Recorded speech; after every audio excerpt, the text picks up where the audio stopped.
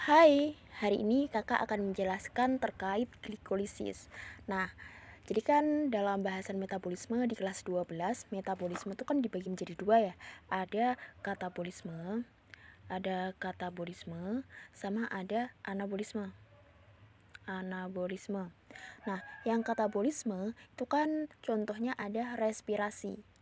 Nah, respirasi sendiri itu ada dua macamnya, ada respirasi aerob sama ada respirasi anaerob. Nah, respirasi aerob itu ada tahapan-tahapannya. Yang pertama ada glikolisis, yang kedua dekarboksilasi oksidatif, yang ketiga siklus Krebs, dan yang keempat ada transport elektron. Nah, tapi di video kali ini kita hanya akan membahas proses dari glikolisis. Apa sih glikolisis itu?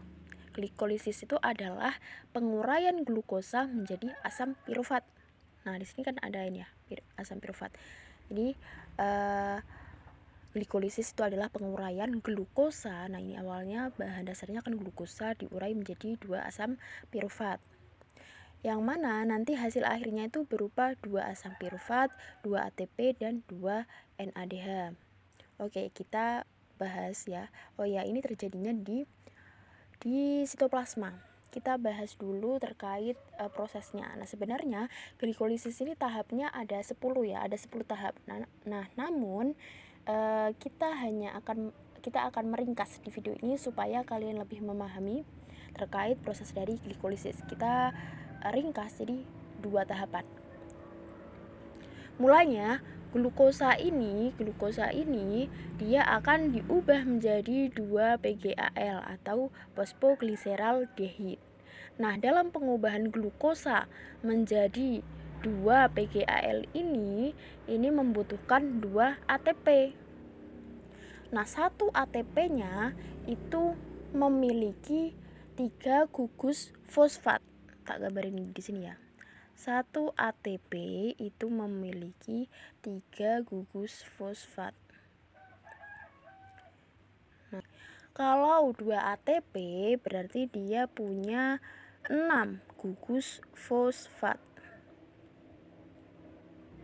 Menggunakan 2 ATP berarti menggunakan 1 gugus fosfat dari masing-masing ATP. Berarti ini digunakan.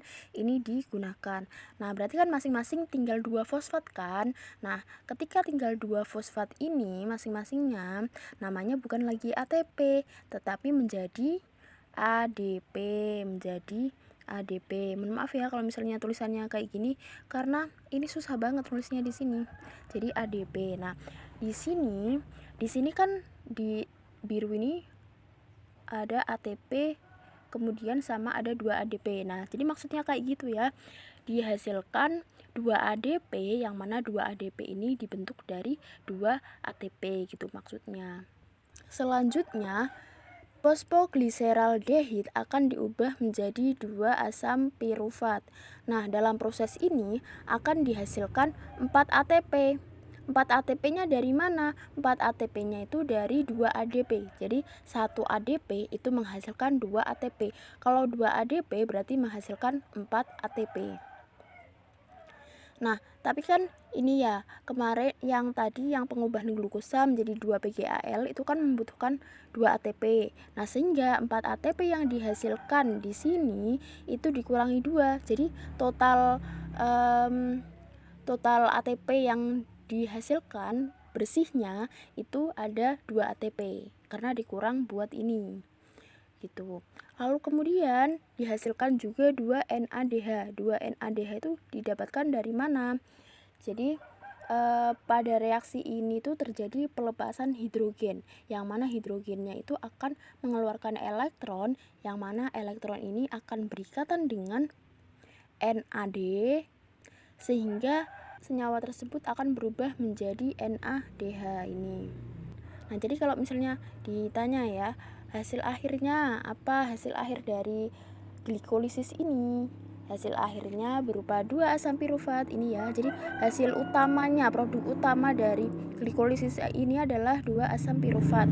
Lalu kemudian ada 2 ATP. Nah, ini tadi kan 4 dikurang 2 ada 2 ini. Lalu kemudian ada 2 NADH ini.